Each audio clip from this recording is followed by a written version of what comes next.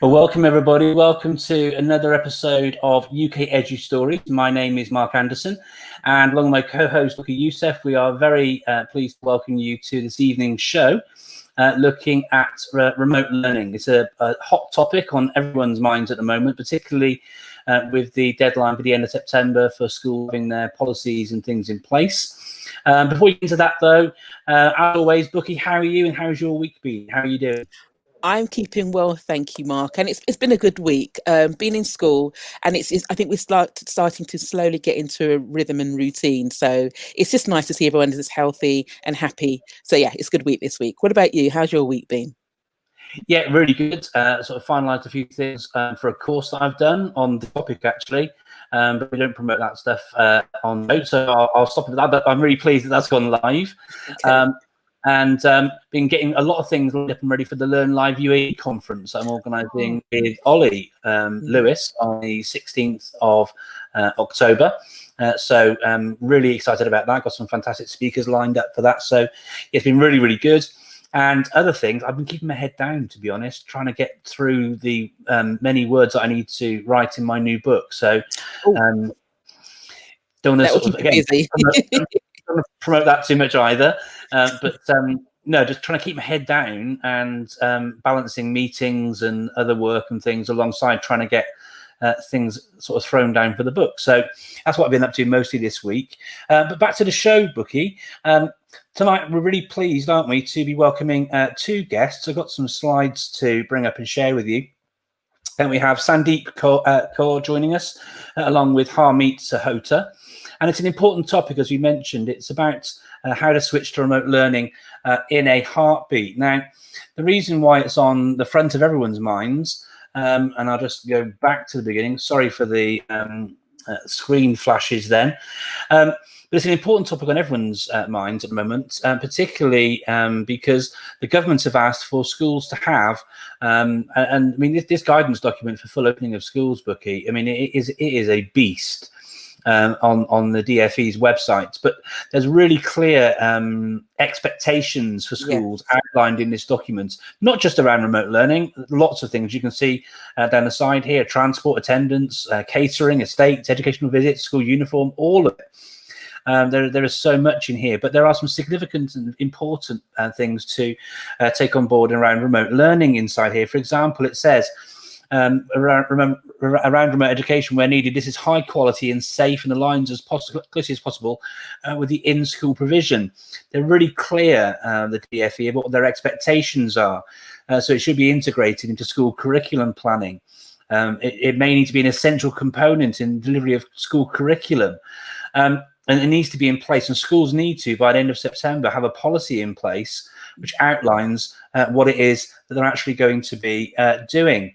There should be, for example, here it talks about immediate remote education, and this is why we've kind of tried to create the show we have tonight with two experienced practitioners in this area to discuss what they've been doing in their schools. There is so much that schools are going to have to be really mindful of. A curriculum sequence that allows a high quality online and offline experience linked to schools' curriculum. High quality remote education resources. I can imagine, and I know from personal experience working with school leaders, this is an area that many schools are finding difficult. So it's going to be really pertinent to hear from our guests this evening as to how they're going about doing all of this. And there's so much inside this document, and it's really difficult. Luckily, there are some things to help schools. There's some case studies highlighted, and if you can see the area I'm sort of pointing at just here, there are some sort of specific case studies around different areas linking to remote education practice for schools from the DFE. So that's really, really good to see. Can I interrupt and add? And go for it. My school's a snippet of my school is also included in that, because obviously we're alternative provision and send. So I think it's what's really great about these case studies is that you've got a wide variety of different contexts are being shared. So there should be a little bit of advice and guidance for everyone, given the different contexts. That's what I really, really liked about these resources, Bookie. They're really broad and balanced. And so there's something, it could be seen a bit of a crowd pleaser, but like you said, I think it's actually really important that there's something in there for everyone. Absolutely. That's one of the really clear things in education, that those two schools are actually the same. And so it is all about taking these things that you can apply and work to within your context. So it's really lovely to see that. I've also seen other resources available. The resources from the Southwest Grid for Learning, for example. I did when I was in post. I used to. I'm in the Southwest anyway, but they've got a real strong, long heritage of keeping students safe around e-safety with their 360 e-safety tool and all this sort of stuff. And there's so much advice in their safe remote learning knowledge base here around safeguarding, considerations for teachers alongside children and parents and the whole community. There's loads of great resources there. And I wanted to highlight a tweet and a resource I saw shared very recently, September 19th. Katie Potts, who supports all the schools in Islington, shared this tweet. And if you can find that tweet, I've got a shortcut to share with you to find this document in a moment. But please do follow Katie Potts, and you'll find that there. She's a great follow anyway on Twitter. But she shared a template. Here it is, a remote education policy for your school. And it's a great starting point. There's so much great advice that schools can take away from this document. If you're struggling to know where to start, what to include, all these things, it's a really, really useful starting point. So thanks so much to Katie and all of her colleagues and schools that have worked with her to develop this. This is a fantastic resource. Hopefully Katie won't mind. I've created a short link to that. If you go to bit.ly/Islington remote learning template, you'll find that document there. But please do give Katie a shout out and thank her and her team, because it is a superbly useful document to help schools that may otherwise be a little bit sort of worried as to where to even start on sorting all these things out, particularly with the short time now before the deadline at the end of September. But whilst that's a great introduction, or at least an introduction to the things that are required, and I'm sure that's been high on the agenda for school leaders and other parties in education for some time now, since it was launched back a while ago. But I'm really, really keen to hear from our guests and their experiences, Bookie. Yeah. Shall I bring in our first guest and you can introduce them? Please. Yes, please. Yes. Okay, I'll just bring that one out. Okay, so we look forward to hearing from Sandeep Kaur. Hi, Sandeep. How are you doing? Good, thank you. Evening, everybody. Evening. Great. Okay, so very first question, would you mind introducing yourself to our audience, please, and explaining the context in which you teach in? Yeah, so I'm Sandie Kaur, and I'm Associate Head Teacher at Highlands Primary School in Redbridge. And the remote provision is very much on our minds at the moment, but not as a separate entity. As Mark was saying earlier, it's very much integrated as part of, and being really realistic about this being a very integrated part of the education in coming with a very uncertain year ahead. And as a team, we do really feel that it has enhanced our confidence that regardless of what would happen and the anxiety that many school leaders are feeling at the moment about a positive result and a possible isolation in different year groups and bubbles, that it just feels like the most important thing is the best interest of the children, and that they get every opportunity to thrive and their education has the minimum level of disruption. And personally, for me and on behalf of our school, we feel it is essential to really put effort and energy and make this an integrated part of your school culture. Thank you. And thanks for emphasizing the point about the integration. It's not, the bolt-on. Actually, it does actually weave into what actually happens within a school culture and the educational context as well. So thank you. Over to Mark. Thank you, Bookie. In your sort of setup and getting things ready, what have you been including in your remote learning plans, Sandie? Yeah, so it is very much, we've just been doing our strategic planning, and it looks very different this year, as you can imagine. And it is a three-part kind of planning process. And we got these ideas from some of the people, leaders from Big Education, Kieran Marhill, and about the way that they had structured their reintegration back to school. And it was about reset for safety, renewal for well-being, and rebuilding for learning. So our strategic direction is very much on these three tiers. And reset for safety is basically the risk assessments, and we're living and breathing that. But in terms of renewal for well-being and rebuild for learning, we've ensured that in terms of our remote planning, we're very much thinking about the well-being of the children, connection and communication, which will come through in the presentation. And in terms of rebuilding for learning, about the way that this possible technology divide could really disadvantage particular children that I'm going to talk about from our context, and how it is essential that we are fighting for these children, because, you know, hand on heart, I can't bear for them to fall behind any further than they need to be. Absolutely, absolutely. Well, on that note then, would you like to share your presentation with the audience? Yeah. Right, technology, here we go. Let's share screen. Okay, share screen.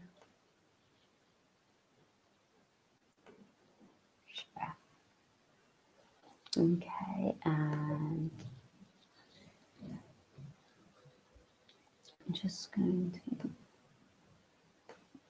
to try to get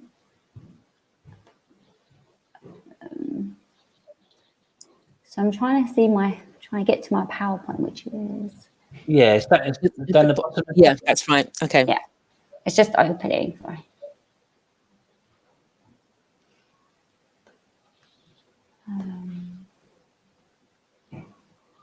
Okay.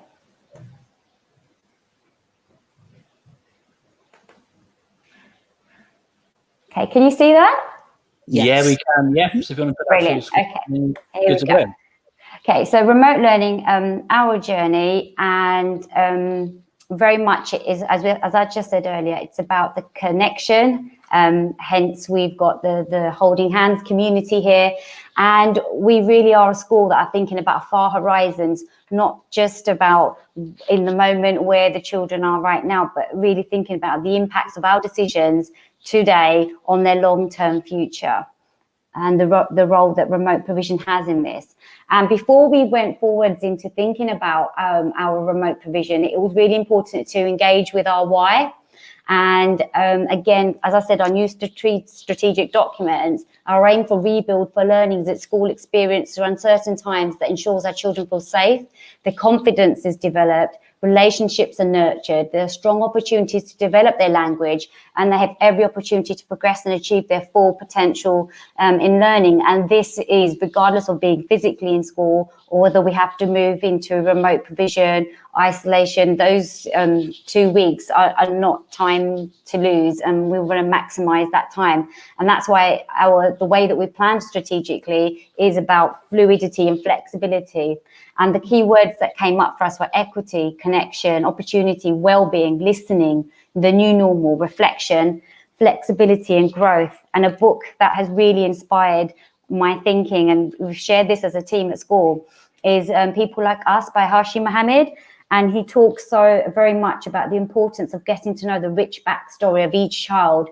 And this is where, when we have the children who are impacted by poverty or impacted by any of the protected characteristics, that it's essential that, you know, we really use our knowledge of the children and we see the whole picture around them. And one of the most powerful things, and it's one of those books that every day I go to work, it's with me somehow. It's always on my mind. And he says, I believed in them, believing in me, and so was able to believe in myself. And that's exactly how we feel for all of our children, but particularly those who are disadvantaged, and they need someone to believe in them, to believe in their family, that we've got higher expectations. It's not okay if we're in remote provision that technology you won't have access. No, you will have full access to learning and the highest of quality, because we're going to be pushing for that. And we're rights respecting UNICEF, rights respecting Gold School. And again, it very much links to that remote provision being part of integrated provision this year hits those articles that it should be non-discriminatory with all of the protected characteristics. So Bucky earlier talking about saying alternative provision, even more so important for those children. It shouldn't disadvantage anybody. That every decision we make is in the best interest of the child. Children with disabilities, the children with EHCPs, they have the right to have a quality remote provision as well. And then the rights to education and the goals of education, which are to promote those unique talents and abilities of every child. And again, this will happen remotely or within school. Our school journey is a very humble beginning. Not going to make up we're, you know, tech savvy and we've got all the top-notch equipment. But when the first time, and we're learning from the first period, is, you know, we're committed to the weekly calls, the weekly emails with the children, and the teacher would send one, children could respond. Work and activities were uploaded on our website, on the year group web pages. We're very fortunate that we had Evidence Me already set up in the early years, and learning from this, it was so rich, and we're thinking about expanding this further up the school actually, and we'll talk about that later. Again, for vulnerable children, those doorstep home visits, and we did continue providing home, you know, paper packs for children that were struggling with technology, but that's not good enough this time around, and we'll share the plans in place to make sure everybody has that access. Personalized approach, and we made sure we maintained our weekly school newsletter, again with that focus of connection with our families. And you can have technology and heart. Sometimes people say technology takes the heart, but you know, we very much believe you can. And we started very important with connecting with our children love assemblies. And we started off very much Blue Peter style at the beginning, showing and sharing work, and then as we developed confidence with technology, we started using Zoom as a leadership team to support our teachers becoming more confident. And that is one of the things as well we'll talk about later, about teacher confidence, and using Zoom and share screening with PowerPoints from UNICEF, because they did articles of the week. And if anybody isn't using them, it's a fantastic resource to really maintain rights of children in the home. And we then kind of engage with Lifter, which I'll talk about later, which is a platform for, again, connecting and sharing stories and breaking stereotypes and links with every possible value that any school could have. So that was that part. And we also, we continue to use remote learning to thrive. So we're part of Learning Powers approach with Becky Colson, the author of Learning Powers, with Guy Claxton. And we use that community group to plan how can we tip the scale to empower all children and parents to have more likelihood of children returning to school with more resilience, more ownership of their learning, more independence and resourcefulness to solve problems.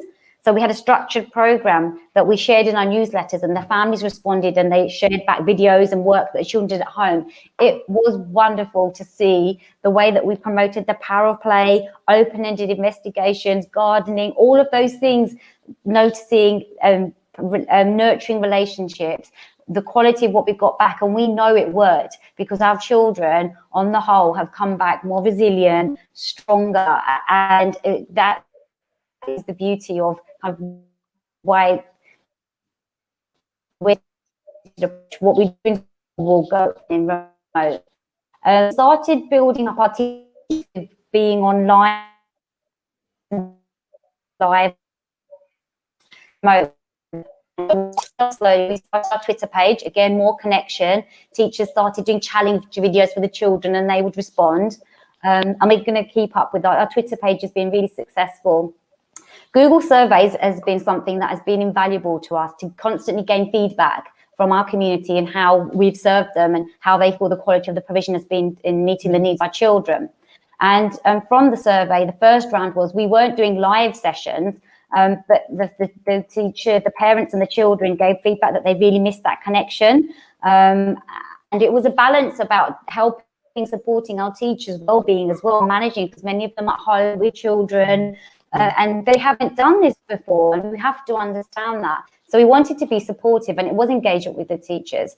So one of our superstar teachers, and she's in Luxembourg at the moment now, but she started off doing phonics on YouTube, and the children loved it and responded amazingly to it, and it really supported their learning. So as well as myself and our head teacher, Kaur doing our assemblies and supporting children, teachers and building up their confidence. Another key person in the school start, and all the positive feedback. It was a kind of cumulative effect. People saw the power of it. And then we started every year group, then started doing modelling of sessions, either modelling a strategy, building up confidence as teachers got more confident. And then we started going into class Zoom sessions, and it was about making sure the children got to see their friends, got to see their teacher, kind of show and share sessions. And that's where we really started connecting with Zoom. Again, more Google surveys, more feedback from parents, and we do very much do lots of engagement. We decided that we needed to invest a little bit further because this could be very much a permanent way of life for us. So we've embraced DB platform, and it's been a really positive feedback from the families. So it's an online classroom. So there's a class email, independent management of task assignments. Children can create blogs and engage with forums, and the teachers can upload videos for lessons. And there is this real sense of class community. And one of the things is about this is, you know, as somebody wanting the finished product, we don't always see all of the hard work that has to go into setting these systems up. And I want to take this moment to absolutely thank my tech superstar at our school, Gary Jelks, who's just been amazing in making our dreams come possible. And then Lifter, we engaged with it during the holidays because we saw also with Black Lives Matter and really kind of breaking barriers and breaking stereotypes and connecting and engaging in meaningful ways. And our children have loved it. And we're very early days, but so far we've had feedback from children saying the village of Aura Amber teaches us about democracy and decision making. The story of Yazina Yiman helps us understand empathy and friendship. And we're also including this learning in our newsletters with families so they can see what we're doing. So again, Google surveys, continuous support for us. So as the children have come back now, every year group did an initial scoping activity to have a look at, you know, where are we in each year group? How have they come back? And that our children have come back very resilient, really confident. They've had time to have even more nurture-rich relationships because they're the time with their families. And we know that the big learning is the social aspect of learning means the world to our community because we really believe we are a family. However, sadly, the gaps for children that struggle with technology are emerging, and we feel it's our duty in terms of as social justice leaders to really kind of level up that playing field and not equality, but equity, and getting to a point where there's liberation and everybody can see that playing field. Because recently I've been reading the meritocracy trap and how, you know, the disadvantaged are just being the children who have come from privileged backgrounds, about training children in education. And we want to do more than that. And my personal view is a reduction in injustice is not justice. And because of our kind of ethos, and we're very much promoting this, we were so lucky to have a charity one of our parents is associated with donated 10 devices to our school, and our local MP came and delivered them. So everybody really wants to help and play their part. So for now, for our next level of remote, there's lots of consultation with staff and parents, and we really feel that preparedness is key. It's key to well-being for our parents, our children, and our staff. And the emotional aspect, as I said earlier, about when you go into an isolation and a confirmed case.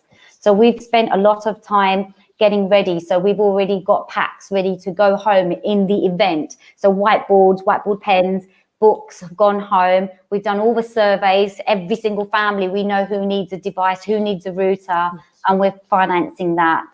And then staff connection is so important. We've maintained lots of positive things, online staff meetings, briefings, virtual calendars. Gone is that weekly week sheet they've emailed out every Friday. CPD opportunities continue. We're developing a staff playlist on Spotify that is shared in briefings, and staff DB rooms as well for teams. So we still have to manage like wellbeing teams, curriculum teams as well. And towards the end, learning is about rocks and water. And, you know, we're going to focus on the water, and we're not going to focus on the rocks that are in our, you know, standing in our way. What can we achieve, and putting our energy there?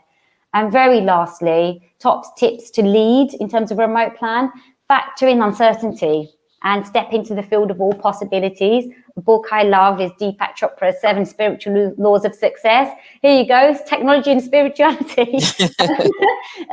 Just stepping and embracing, you know, the uncertainty and all the possibilities, because as much as difficult it is, we've had some positives that have come through, and we've enhanced ourselves as a technology school. And we're on a journey. So there's great stuff as well as the hard stuff. And that's it from me. Thank you so much, Sandeep. Thank you so much indeed, Sandeep. You've had some lovely comments while you've been presenting.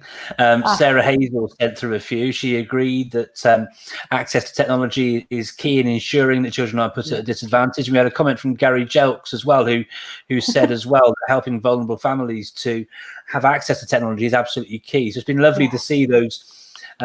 Obviously the comments, but reinforcing what you were already saying and sharing, and that's so lovely, that story about being able to get some technology together to share some of your families in the community. Sarah said also that she loves that you're involving parents so strongly, using Google Forms to gather parent voice to help inform how you're moving forwards and things. But from where I'm sitting as well, it's lovely to see how you're really mindful of teacher well-being and their situations at home with families, or lack of confidence in using technology. Lack of confidence in using technology is huge, a huge barrier to success and adoption. So absolutely lovely comments from our viewers. Thank you very much, and thank you so much, Sandeep, for your presentation as well. I've got some more questions for you, Sandeep, but I'm mindful of the time, so I'm just going to think about, it's going to be good to bring in Mr. Sahota ICT, if I've got his. And I'll say a public apology here. I got this gentleman's Twitter handle, name, everything.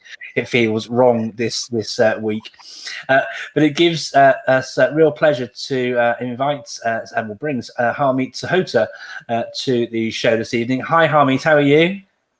Hi, I'm doing well, thank you. Hard act to follow.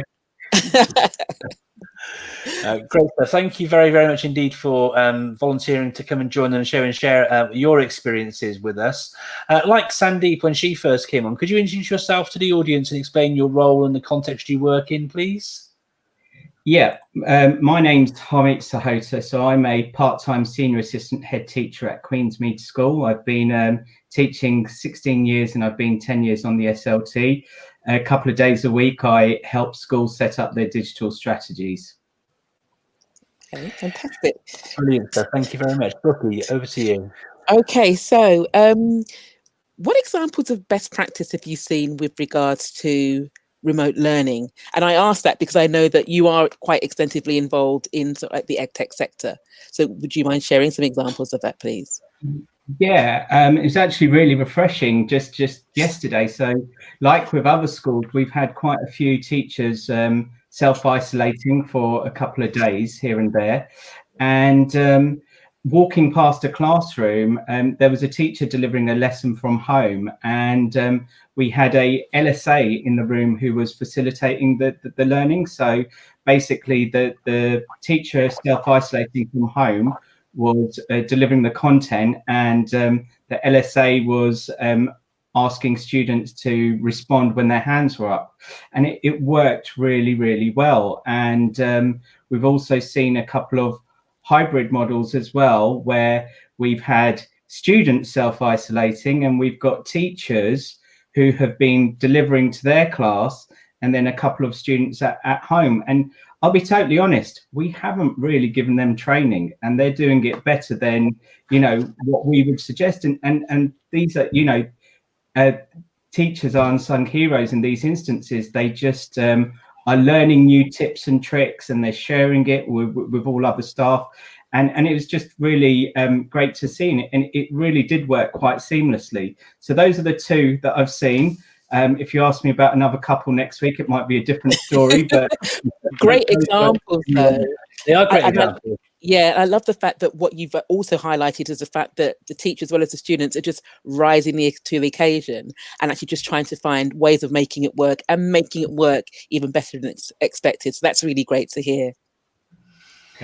The teachers are so creative, aren't they? And sometimes it's these unintended consequences that happen from the structures that you've actually put in place that enable these things to happen, isn't it? Yeah, absolutely. And yeah, teachers are mentioning Windows P all the time now to extend the desktop. So yeah, new vocabulary as well.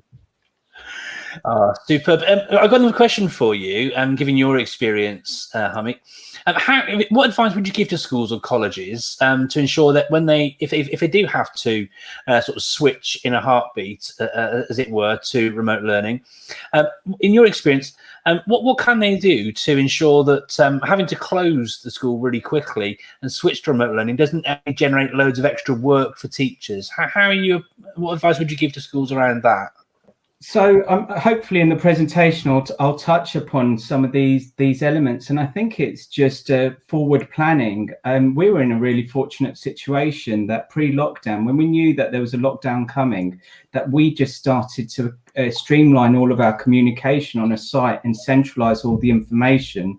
So when people did actually go home, it was just one click. We were preparing them. We were preparing all the hardware and software for staff, and just making sure that they could use software such as Google Meet, Zoom, or equivalent. So, and it was just literally, trial it out with classes. So have those trial periods now rather than waiting for it to occur. The lockdown, and you know your audience, you know the right class, you know who you can try it with. So don't necessarily, but there's nothing stopping you to try it with your most challenging class. But it is about building staff confidence, and Sandie talked about Google Forms, and it's having that open communication with staff. What do you need? What and responding to those needs. Fantastic. That's brilliant.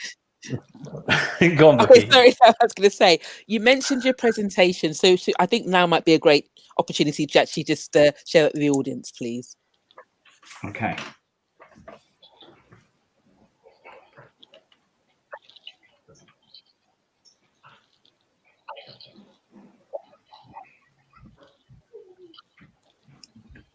It should hopefully be. You should have my slides now. So no, I'm going to talk. Sorry, Harmeet. What we've got is still your other instance of Chrome, I think it is. Okay, let me just.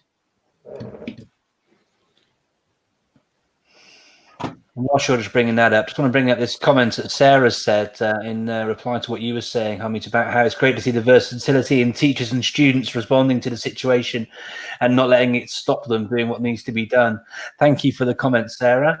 And as if luck would have it, or magic, because sometimes technology is indistinguishable from magic, isn't it? Harmeet's presentation now showing. Thank you very much. Okay, so I'm going to talk about our journey, and I'm going to talk about more from a holistic point of view, and it's a light touch. I could actually talk about EdTech all night, so it'll probably be quite fast paced, just to give you a real overview of a digital strategy and how you can further embrace technology, given how everyone's had to fast forward and embrace technology. So I just want to start off with a research-based quote that digital-based jobs growth rate is 150% compared to other middle skilled jobs, and that was just pre-lockdown. So as educators, we do have a responsibility to prepare our learners for the digital future. In terms of a digital strategy, I think teaching and learning has to absolutely underpin everything you do. You do need to give consideration to the hardware, the software, and training, as well as all the stakeholders. And when you do start to think about these things, then you can start to build in efficiency, innovation, and really see how you can save money as a school as well. So I'll try and touch upon some of these points. So I've been at Queensmead for a long time.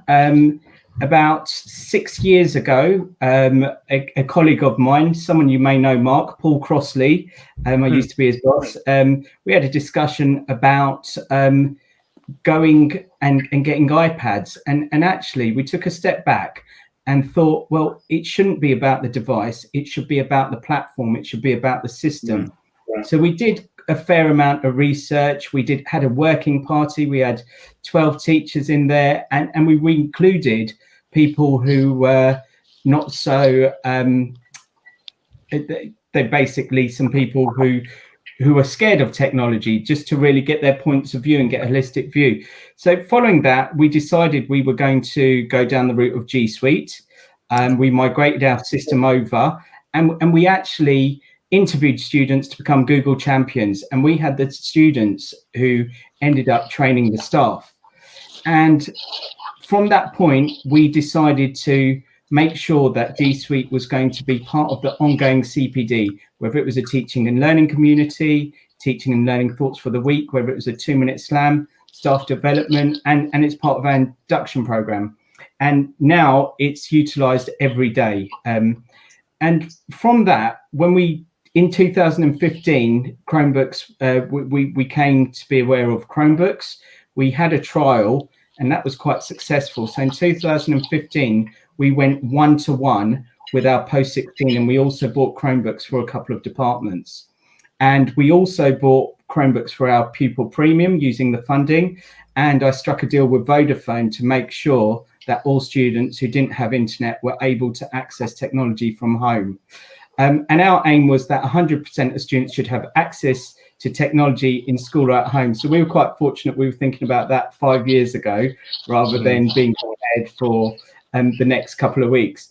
And it really has allowed our students to become effective independent learners. And that is something they did struggle with before. So just in terms of big wins, so in 2017, our grades at post-16 increased by 34% in terms of A-star to B grades. Last year, we got our highest ever Key Stage 5 value added. Before we'd never had positive value added, because we always do so well at Key Stage 4, and we had plus 0.28. And as I mentioned before, 100% of our students have access to Chromebooks. And I think it's really important when you're thinking about a digital strategy that it's that all stakeholders are involved, whether it's the students, admin team, pastoral team, everyone needs to be involved. And there's many elements I could go into, but I'll move on. But these are the areas that G Suite is embedded within the school. So how does this feed into remote learning? Well, actually, I think the same principles apply. You know, people are striving for 100% of students to have access to technology at home. And for me, the key to absolute success is having a strong foundation. If you've got a weak foundation, you're just jumping in at the deep end and just saying, right, we need laptops, we need devices, without actually thinking, taking a step back and actually thinking about how this is going to work, will cause issues in the long run. So in terms of remote learning, the 4 areas that I think that have the greatest impact is looking at groups, looking at assessment in terms of teaching, training, CPD, and access. And I'll touch upon these points. So in terms of groups, what I mean is being able to share work in Google Classroom or Google Drive, whichever system you're using, and having a robust system. So we have a third-party software called EduLife, which syncs with our MIS. And it's absolutely brilliant, because if you have a teacher change, a class change, there's no issues. Often when I talk to schools, there's access issues with students not being able to access the correct work. So this all syncs with the MIS. There's no code sharing. It's an automated meeting, and that takes all the pressure off IT network technicians of trying to fix these issues. So that is the solid foundation, I feel, for any digital strategy. It can be done in-house, or you can use third parties. So student access, we did do an audit beyond our pupil premium students to the whole school, and we asked students who didn't have any devices, or if it was a larger family who had to share devices. And so based upon the responses we got, the SLT turned into delivery drivers, and we went and delivered Chromebooks to all the students who needed them. And it's quite important when you do that, that you monitor them and you can keep track of them. We have Chromebook fleet management tracking, which is similar to Find My iPhone. And there's a great software called Securely. Not here to promote any software, but it is free, and it's a safeguarding software which helps you monitor any issues from home, given that all these students have these devices. And then it's about having easy access for students to find the materials. So on our website, we've got a staff and a student login. Obviously, people can go direct to the website. And if you have an IT technician or your IT coordinator who knows how to use an admin console, then that makes the world of difference. You can push out different websites at different launch pages to different year groups. So year 7 could be different to year 12. And similar with staff. So here you can see on our launch staff zone, we've got a link to distance learning. On our distance learning page, this is basically what we were preparing pre-lockdown. We've got all the tools, we've got some guidance how to use Hangouts, useful software links, and then you've got tips and tricks, most of them stolen from EduTwitter, weekly notices to streamline the communication. So in terms of training, going back what I mentioned at the start, for schools, sometimes it's all staff training, and that is absolutely required given the circumstances. But I do find the most effective way is to actually have a group of champions within the school. And often schools will look to SLT, and you'll actually find that some of your most tech savvy staff could be your middle leaders or your NQTs. And, you know, you should even look at your support staff. So I think it's about having a group of staff, and then you can slowly drip feed and cascade that information down. T&L slams are great. They don't need to be 10, 20, 30 minutes. They can be 2 minutes. They can be recorded, and they need to be shared with staff. And it is all about sharing good practice. And when we do, we have a teaching and learning site, and it goes onto the site that we have, and staff can access it, and they can be redirected there at any point. And then you've got synchronous versus asynchronous learning. So basically, in a nutshell, a synchronous lesson is a live lesson via Zoom or Google Meet or Teams. Asynchronous lesson would be one that is pre-recorded, maybe watching a YouTube video or using a screencast. So on the left-hand side, we've got learning at the same time. I delivered live lessons to my year 12s. It was communication in real time. There was instant feedback. I made sure all my post-16 lessons were live lessons. Obviously, it does come with its own challenges in terms of attendance and so on, but that's a slightly different story. And then with my year 7s, I pre-recorded videos that were 2-3 minutes with instructions and posted that on Google Classroom. It could be more convenient. It's also allows students to work at your own pace. But what I actually found is the blend of the two worked really well with the year 7. So after a couple of weeks, I shifted what I was doing. So I still decided to record my lessons. I still decided to post my instructions, but during their lesson, I made myself available. So I was there for a live Q&A, and I was able to do demos again and answer any questions that students had. And then they had the best of both worlds. So I think for staff, it's about finding their own comfort zone. You don't have to do live lessons, and it is about what works for you and the cohort that you have. It's important to have your expectations set out when you've got students on the other side. If they're engaging in live lessons for the first time, I did find this nice infographic of Twitter, but it covers all the key areas. And as long as students know the expectations, you can then follow up. I mentioned about attendance. It's about having procedures in place. If someone's not in, what's the protocol? Who's going to make the call? How they're going to catch up on work? And then it's now going a step further. So if I'm going to talk about assessment in terms of Google Classroom, you've got rubrics, comments, and a quiz. So I'll do a light touch on this. Forms are great in terms of auto marking. Rubrics are great in terms of leveling, and also you can use it for auto marking as well. Now, in terms of rubrics, that's what the students see. It's something which is quite popular in the States, and it hasn't quite caught on yet here because people don't fully understand it, but it is just giving students a level. Now, what I will say is you need to invest time to save time. So once these rubrics are set up, you can use them time and time again. And my favorite tool, hopefully this will autoplay. There's a video in the background. Hopefully it works. And it's using a software called Easy Correct. Now, this is using comment sets. So I can create a comment set for my year 7s. I can create one for my year 12s. I could create it for BTEC.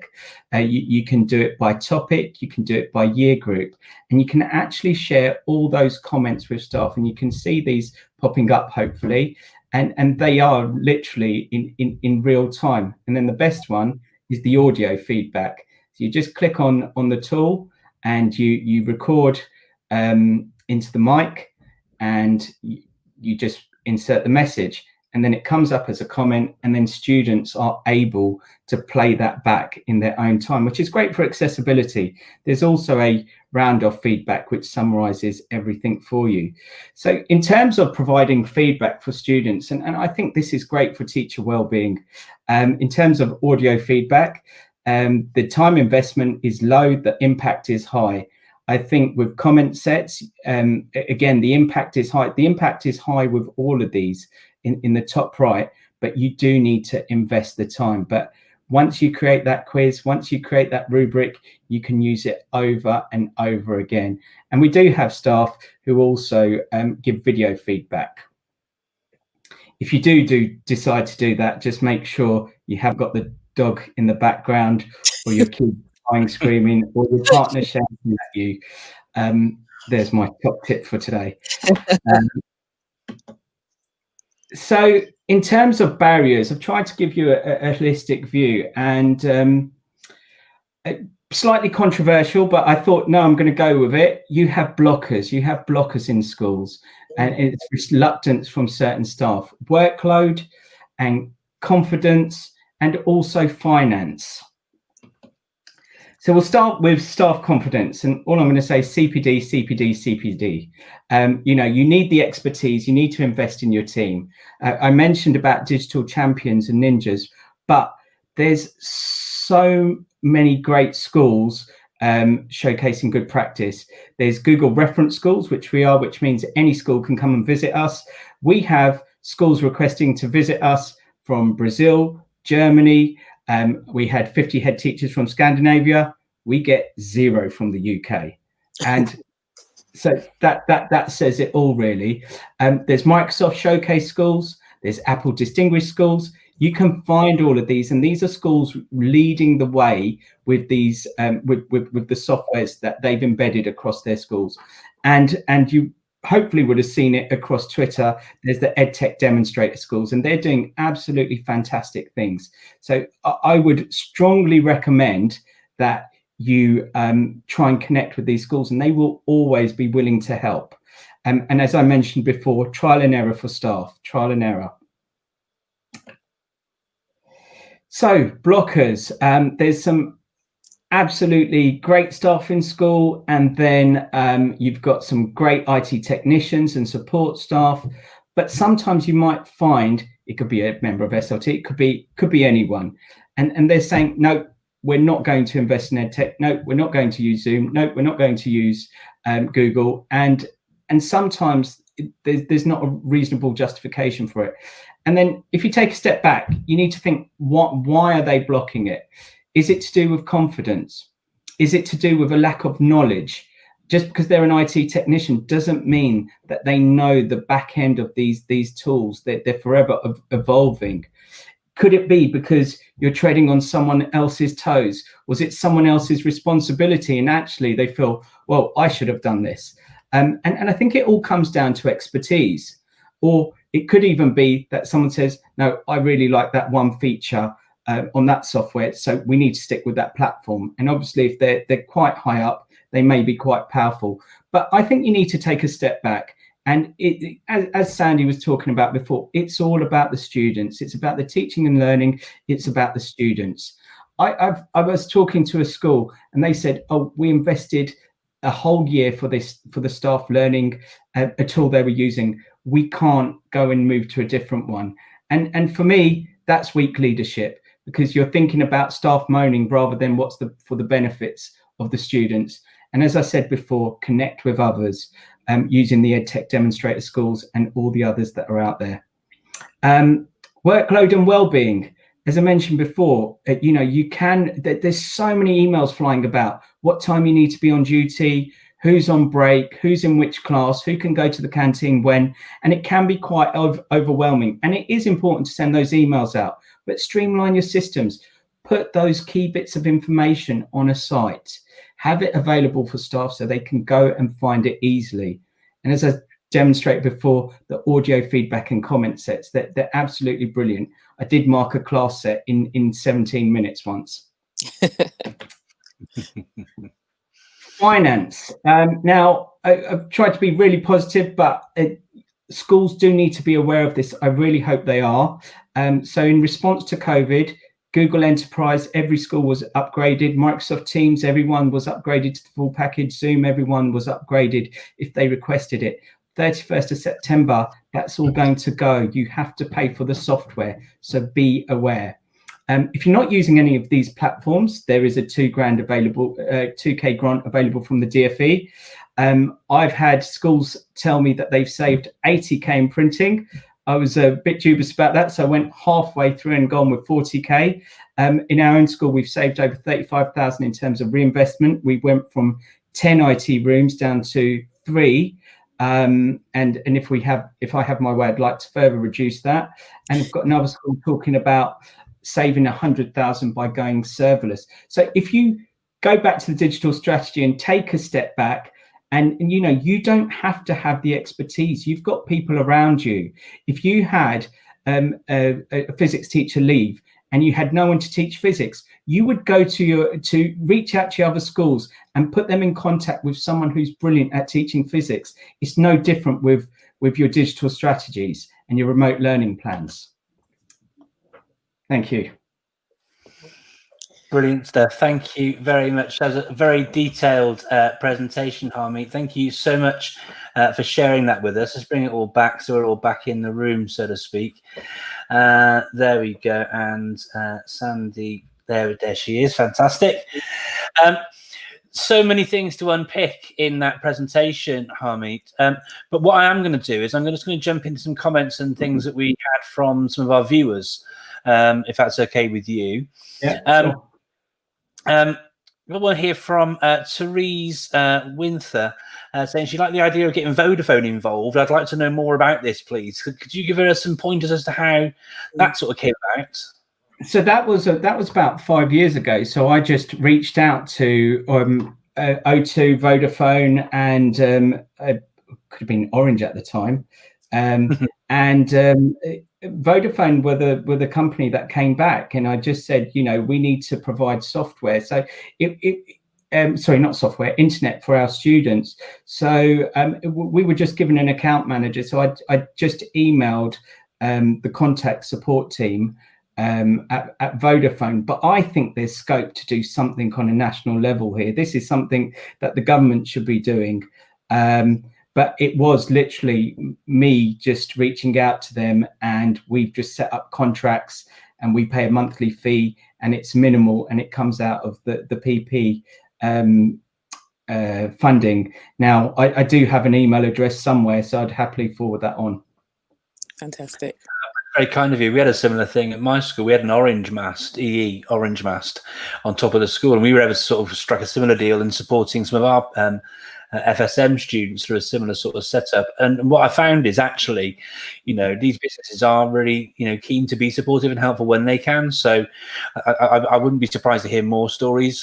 Say mine's an Orange EE story, yours is a Vodafone story. But I think if schools do, when you do reach out to your local community, I mean, you saw it yourself, Sandie, didn't you, with the shout out for the devices, and we're able to sort of share those out to members of your school community. Yeah. Bookie, do you want to bring up one of those other comments, Bookie? Yes, I'm going to bring up one. It's quite challenging. I actually know Alessandro, so hi there.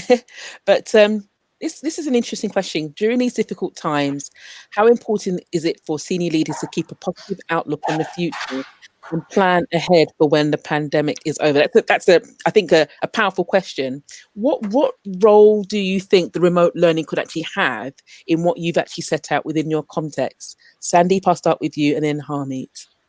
Yeah, I think Harmeet mentioned it before. The part of this is preparing our children for a digital world. So these skills that they're going to pick up are going to empower them. And I'm really seeing it again with those most vulnerable families. So I'm going to do a case study of a family. So we've done new contracts with high expectations of with the remote provision, what we expect from our teachers, from the children, and from the parents. So it's a homeschool agreement, and there's no excuses. And it's always the children that most need it. And the family said, I'm not signing it because I need to be working, and there's no one to make sure that my child can get online for the live sessions, and they'll be with a childminder, and they can't speak any English.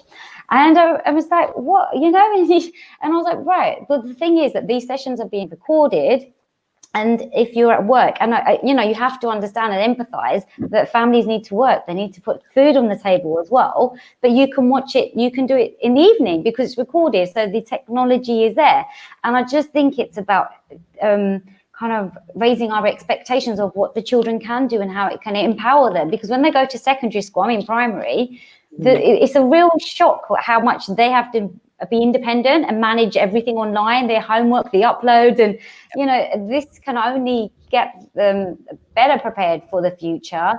And it's a future of uncertainty, and technology is a way for them to empower themselves and access information. So I think this is very much with an eye towards the future. And to be fair, I think the future that our children are going to, no matter what, regardless of pandemic, is going to be uncertain. And these are brilliant resilience building skills, empathy. We're going to need that more than ever, connection. So I think what we're talking about is preparing for the future. I don't think this is a pause. I think this is growth. Sorry, that's my personal opinion. That's okay. And thank you for sharing that so clearly as well. Harmeet, what are your thoughts on this question? Well, I totally agree with what Sandie said. I think as senior leaders, we have to have a positive outlook. At the end of the day, staff look up to SLT, and it's about us thinking ahead. What are the possible pitfalls? What are the issues? What are staff struggles? And we need to react and respond to that. And I think, it all comes down to well-being, because I don't know about other schools, but I can only imagine that Fitbit records, a number of steps are being broken every day, and people are really, really tired because they're going from class to class. And it's about making that sustainable. Now I know it's about looking ahead, and it is just using the technology to your advantage for little things. Does everyone need to cram into a room and a hall for 10 minutes of a day for briefing? It can be done from their desk. So it's taking these small wins that, and new practices that you wouldn't necessarily have thought of before, and moving that forward. And it is about also, again, just liaising with staff. You talked about Google surveys, and just seeing what can we do to support those staff, because sometimes we're looking at it from a holistic view and they're on the ground. So it's just taking all those things into consideration. Okay, thank you. Thank you so much. Brilliant response there. Thank you very much indeed, Harmeet. Yes, I'm pulling a face because I've just noticed the time as well. We literally have minutes. It's gone past 8 o'clock. So it's flown by tonight. And I have more questions as well, actually. But and I'm sure members of our audience will also have questions as well. So I can foresee that that you're both going to be approached in relation to what you've actually just very kindly shared with us. So thank you again for sharing your insights. And I will hand over to Mark for the wrap up. Brilliant. Thank you very much, Bookie. Well, just to pass comments for your presentation, Harmeet, you won't have seen the comments, but we did have people making comment throughout. I mean, obviously, you heard the questions that came in during your presentation anyway, but there was other comments such as this one from Sarah Hazel, who said great to get an audit and then acting upon it and those sorts of approaches, talking about how Twitter is such a great, rich, accessible source of CPD. When you mentioned the so many ideas you were sharing from EduTwitter. But I really enjoyed your presentation, Harmeet, and I really enjoyed yours as well, Sandie. So thank you both again very much for taking the time to join us and share this evening. Viewers, thank you for joining us as well. Thank you to all of you for your comments, your questions. We'll be back again next week for another show. But if you'd like to get back in touch with either myself or Bookie or Harmeet or Sandeep, all of our Twitter accounts are listed via the Twitter account, and they're also on YouTube. And we're very much looking forward to our show next week. Next week on the show, we are looking at engagement and ways to engage your school community. So we're looking forward to that episode next week. And as always, we are here every Thursday night, 7 p.m. And you can find us on YouTube and Periscope via my Twitter. So thank you again very much to Harmeet and Sandie for joining us this evening. Thank you. Take care, everyone. My co-host, as always. Thank you very much. Cheers. Bye.